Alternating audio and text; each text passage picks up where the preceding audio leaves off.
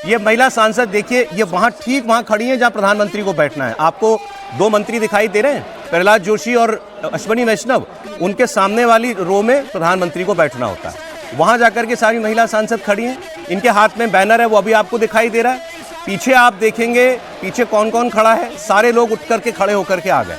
अभी आपको बाईं तरफ से आते हुए इसमें दिखाई देंगे गिरिराज सिंह हाथ जोड़ रहे हैं, दिख रहे हैं आपको गिरिराज सिंह, ये देखिए वो हाथ जोड़ रहे हैं कि ये क्या कर रही हैं आप लोग।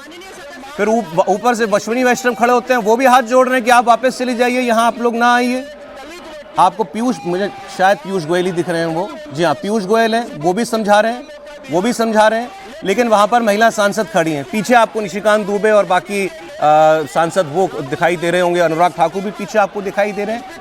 तो यहां जब प्रधानमंत्री की कुर्सी पर आकर के महिला सांसद खड़ी हो गई तो वहां क्या सीन बना, जिसको लेकर के स्पीकर ने कहा कि यहां कोई अप्रत्याशित घटना हो जाती, इसीलिए हमने कहा प्रधानमंत्री से आप ना आइए। क्या इस तस्वीर के बीच में प्रधानमंत्री वहां पहुंच सकते थे?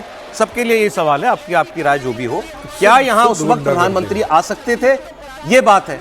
कांग्रेस के आज सांसद कह रहे हैं कि अरे क्या हम कौन सा पहाड़ टूट गया, हम तो बस ये चाहते थे कि वो हमारे बैनर पे जो लिखा है वो प्रधानमंत्री पढ़ ले, तो वो आप अपनी तरफ खड़े होकर भी दिखा सकते थे। इस तरफ क्यों आना हुआ आपको, और प्रधानमंत्री की कुर्सी के पास ही क्यों जाना हुआ आपको? मंत्री हाथ जोड़ के कह रहे हैं वापस चली जाइए, यहां ना आइए। क्या वहां किसी ने कोई अभद्रता की किसी के साथ? जो ये बाद में कहा गया कि दलित महिलाओं का ये अपमान है, दलित महिलाओं के बारे में ये बात कही जा रही है, वहां सत्ता पक्ष का कोई आदमी मुझे तो नहीं दिखाई दे रहा कि कोई ज्यादा बहस भी कर रहा हो। हाथ जोड़ रहे हैं, वो तो दिख रहे हैं, गिरिराज सिंह हाथ जोड़ रहे हैं, अश्विनी वैष्णव हाथ जोड़ रहे हैं। तो पहली बात ये रखी आज किरण रिजिजू ने कि ये सीन था उस रोज। तो ये जो एक मांग है कि ये टिप्पणी महिला सांसदों पर स्पीकर की या अनुचित थी, तो क्या वो अनुचित थी? ये तो पहली बात। इसी पर आइए हम लोग बात कर लेते हैं। इसी से जुड़ा है क्योंकि स्पीकर के खिलाफ अविश्वास प्रस्ताव लाया जाएगा, और ये हुआ था उस रोज जिस पर कांग्रेस की एक मांग है कि ये स्पीकर अपना बयान वापस ले। देखिए, हम लोग इस पर बहुत चर्चा कर चुके हैं और हम सबको इसमें मतलब संयोगवश सबकी सहमति थी कि राहुल गांधी को बोल ही देने देते तो क्या हो जाता। लेकिन ये जो घटनाक्रम हुआ है ना, और मैंने उस दिन भी कहा था जब कई लोग 2004 का जिक्र कर रहे थे, मनमोहन सिंह वाला, तब भी मैंने ये कहा था, और मैं लगातार कह रहा हूं कि जहां राहुल गांधी अपनी पार्टी को लेकर पहुंच गए हैं, वो रसातल शब्द जो होता है ना, तो राजनीतिक रसातल पर इस वक्त है कांग्रेस।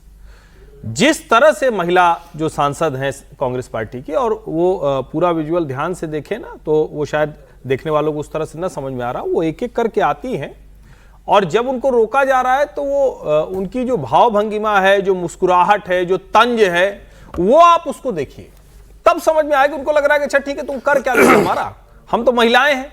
और दुर्भाग्यपूर्ण स्थिति देखिए, और मुझे लगता है कि इस तमाशे को तो कभी तो बंद होना पड़ेगा, किसी को तो कहना पड़ेगा। सांसद हैं, प्रिविलेज है, महिला है, जीत कर आई है, उसके बाद आप कहेंगे कि वो दलित हैं। मतलब देश को कहां ले जाना चाह रहे हैं आप? और इस स्थिति में प्रधानमंत्री आते तो क्या होता है, इसकी कल्पना करना किसी के लिए बहुत कठिन नहीं है। अब उसके बाद भी अगर कोई कहे कि अरे नहीं, स्पीकर कह रहे हैं कि हमला हो जाता, ये हो जाता, अरे भाई हमले का सवाल नहीं है।